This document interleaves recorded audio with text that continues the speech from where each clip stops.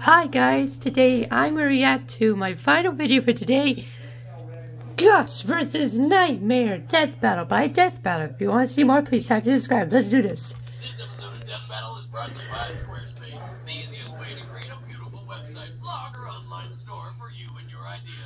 Squarespace features an elegant interface, beautiful templates, and incredible 24/7 customer support. Try Squarespace at squarespace.com/screwattack and instantly get 10% off.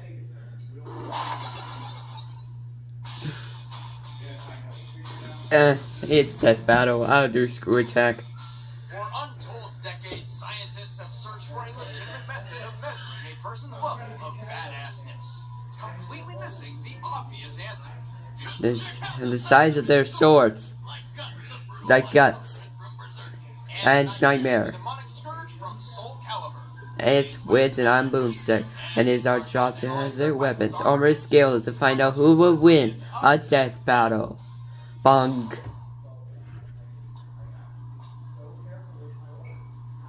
Guts. In the realm of Midland, rumors run rampant of a man wielding a humongous blade, slaying any who get in his way. But before his legend grew, this black swordsman was known simply as Guts. Oh man, I'm so excited. Guts is one of the most badass and hardcore characters ever. But the story of Guts is not for the faint of heart.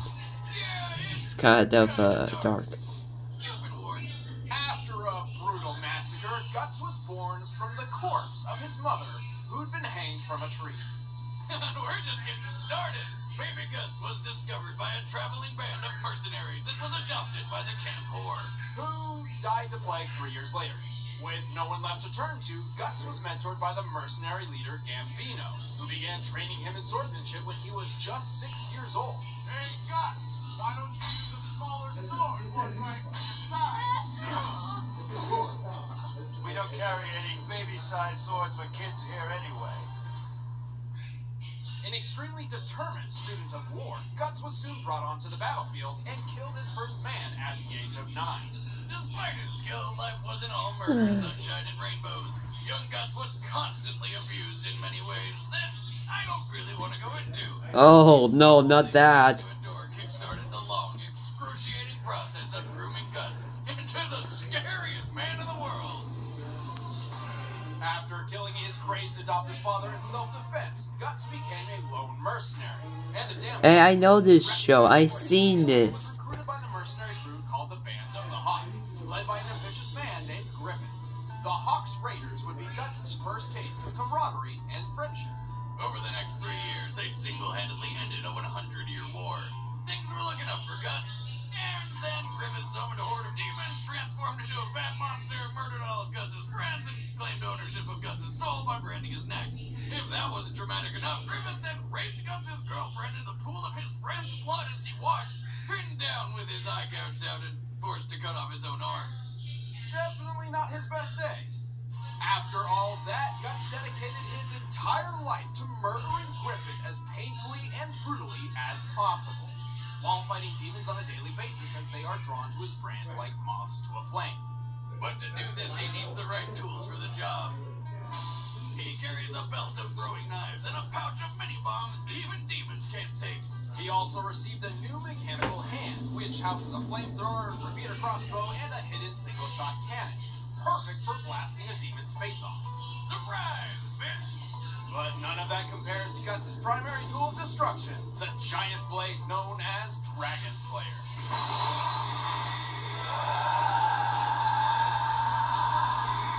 Jesus, holy moly, he just sliced that guy like it was nothing. And far too rough.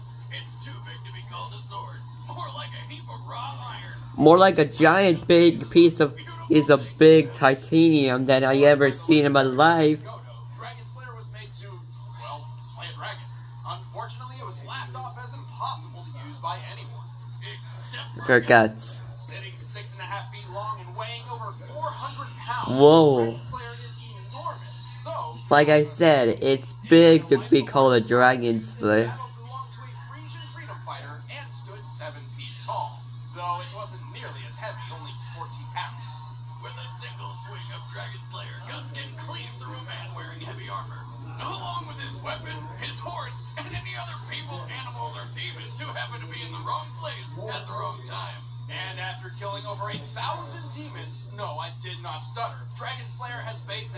so much demonic blood that it now rests in both the physical and astral planes of existence. Somehow. Meaning it is capable of harming any supernatural being. Even ghosts! Guts is an absolute monster in combat. He can move faster than the eye can track, killed 100 soldiers on his own in a single night, and once jumped in the mouth of a giant sea god, cut his way through it, and killed it from within.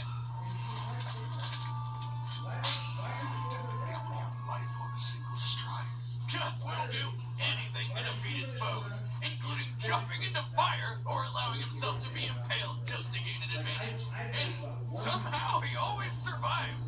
He's fallen hundreds of feet, gotten stabbed through the face, taken 1,000 supernatural punches at once, and even been run over by an elf fairy Mothra going supersonic speeds.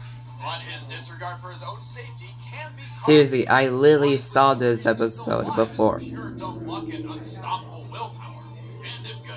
It's amazing. The Berserker armor, the most insane battle gear you've ever seen. Activating the Berserker armor seals off the wearer's nervous system, making him immune to pain and its natural inhibitions. This allows Guts to fight at his fullest potential, boosting his power and speed at the risk of damaging his own body. With his armor, Guts' sword swing is more powerful than a cannonball, though the Force can break his own arm. But don't worry, the cursed Berserker armor will literally rip and pierce his body to pin the bones and muscle back in place.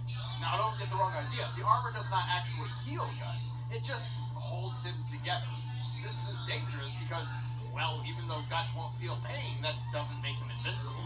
Plus, the Berserker armor also kinda forces Guts to give in to his inner demons and lose all sense of morality and restraint, making him the most violent demon killer ever. Violent and completely uncontrollable. Guts is the embodiment of rage and the epitome of badassery. Believe me, the last thing you want to do is get in this guy's way. My sword has gotten very dull. However, it's 3 times as thick and does 3 times the damage of a normal sword. You'd better pray you die quickly, or this could be painful. This is Long ago, transcending history and the world, an enormous sword was formed, designed to be the deadliest weapon on the battlefield. It was called Sword Edge and was a beast. gigantic, powerful, sexy. At a daunting Shut up. no ordinary soldier could wield it, but those who could proved unstoppable. It left no survivors in its wake, just like my ex-wife at an all-you-can-eat buffet. However, a great evil dwelt within the sword. After claiming victory upon victory and being bathed in the blood and hatred of countless foes, a fire was born inside Soul Edge. Literally, it's a demon made of friggin' fire. The demon Inferno had one purpose, to infect the world with evil and chaos. But in order to accomplish this, he needed a warrior capable of wielding the true power of Soul Edge. Nightmare. Possess this warrior and transform them into the azure-clad Knight of Darkness. Nightmare. Inferno's first victim came in the late 16th century, when a pirate named Cervantes de Leon raided an English galleon and discovered the intriguing blade of war, claiming it as his own. But as we know, this was no ordinary flesh-covered sword with an eyeball. Inferno seized this opportunity and possessed the pirate, testing his body by slaughtering the entire population of a Spanish port town. Talk about a test drive! Unfortunately, while powerful, Cervantes was not the ideal vessel Inferno sought. So we made him sit in that town until 2 chicks showed up, killed his ass, and somebody more powerful picked up the sword. That someone was a knight named Siegfried, and this was the body Inferno was looking for. Once Siegfried's hand touched Soul Edge, Inferno began eating away at his soul, torturing him endlessly and feeding on his fear and anger, transforming him into Nightmare. A scary guy that you don't want to get in his way. Just like Guts, he is strong and scary. By now, Soul Edge is kind of like the ring from Lord of the Rings. If it could cut people and hungered for souls. However, Soul Edge's power was incomplete. At some point, it had been broken, and shards of the demon's sword had been scattered across the world. To unlock Soul Edge's true power, Nightmare set off to find the lost pieces of his sword and repair it. As Nightmare discovered each shard, the power of Soul Edge grew. And so did Nightmare's. He could fight with numerous... Oh, the sword just got scary. Sword just got scary.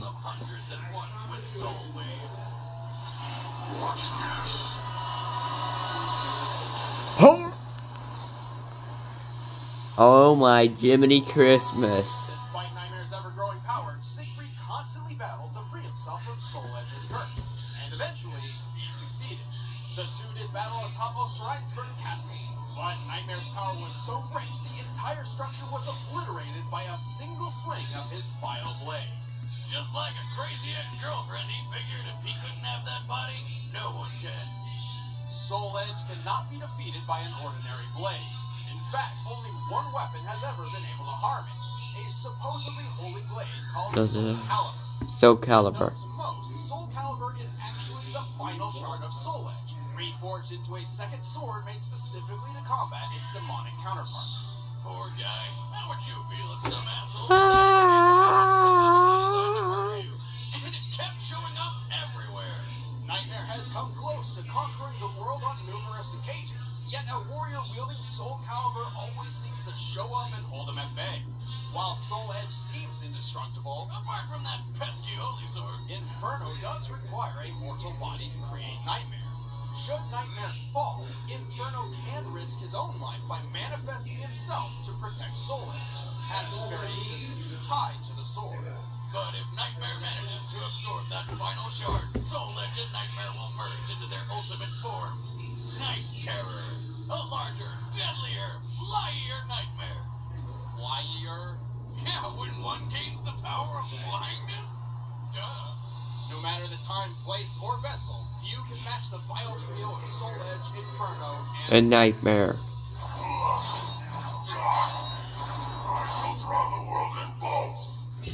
Okay, he is creepy. Alright, the bets are set. Let's end this debate once and for all. It's time for a death battle. I made my final decision. And Guts. I want Guts to win.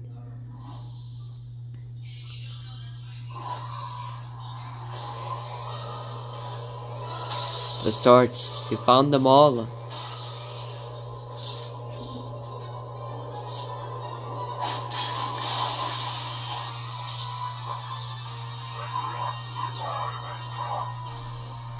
No.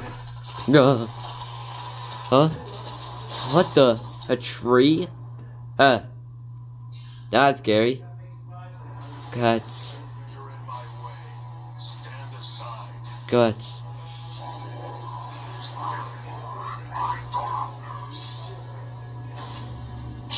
Fight!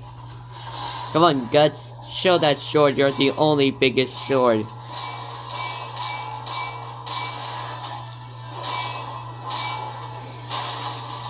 This looks so amazing. I wonder why they are taking this time off to make season 9. This animation looks perfecto. Oh, look out, Guts.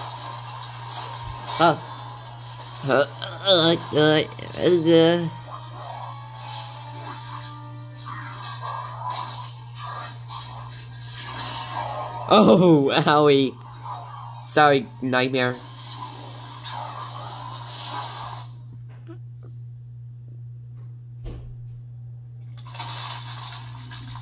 Oh.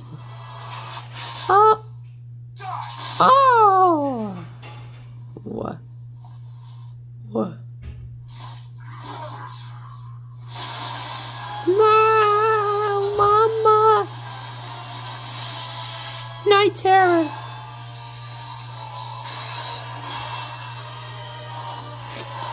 Oh.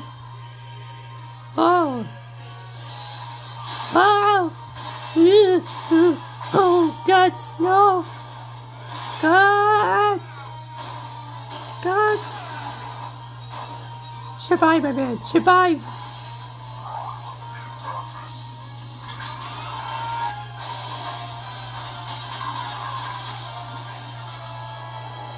Oh. Wow. Yeah, take take that, Nightmare. You're no nightmare. You are dead. Told you to stay out of my way. Huh? What the?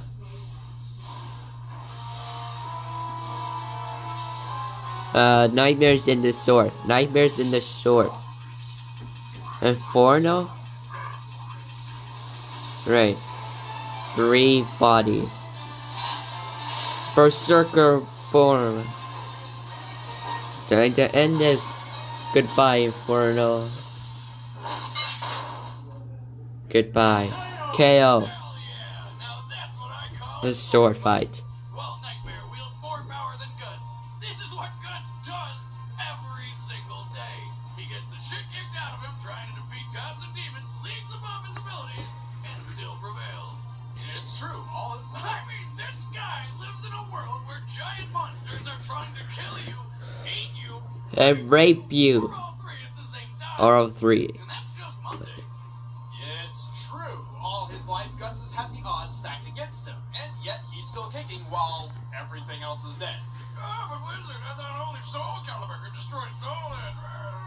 That's also true in the Soul Calibur world. However, Inferno exists on an astral plane. If you recall, Guts' sword Dragon Slayer also exists on such a plane, leaving no question that it could destroy Soul Edge. Plus, his Berserker armor bought him plenty of time to land the killing blow. Yeah, because it will literally let you fight on until all of your bones are shattered and the last drop of your blood is spilled. And it's not like Soul Edge was going to have any luck tempting Guts into picking it up and turning into another nightmare. Not only has Guts dealt with enough demonic shit to know that's a bad idea, he really loves that Dragon Slayer. He's not giving that up for anything.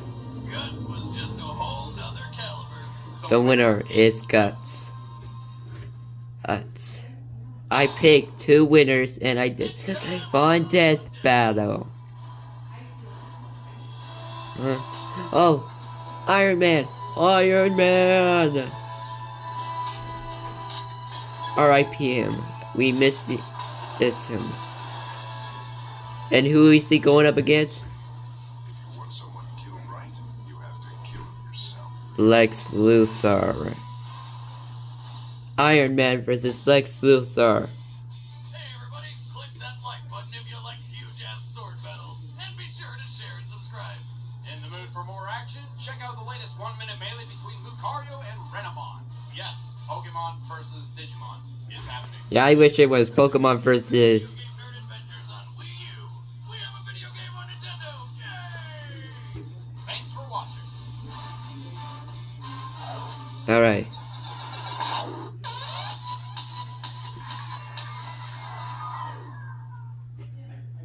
If you need a website, then look no further than Squarespace. I'm not kidding. If this wasn't the best way to create your own website, then why would Jeff Bridges, yes, the dude himself, use it? That's right. Jeff Bridges created the website DreamingWithJeff.com, where you can listen to his album of unique and relaxing Yeah. while you to sleep. And it's all thanks to Squarespace. No idea is too far out. Go to squarespace.com/screwattack to get 10% off and bring your idea to life. I really wasn't kidding about the whole Jeff Bridges thing. Seriously, click the dude and watch it now. Okay.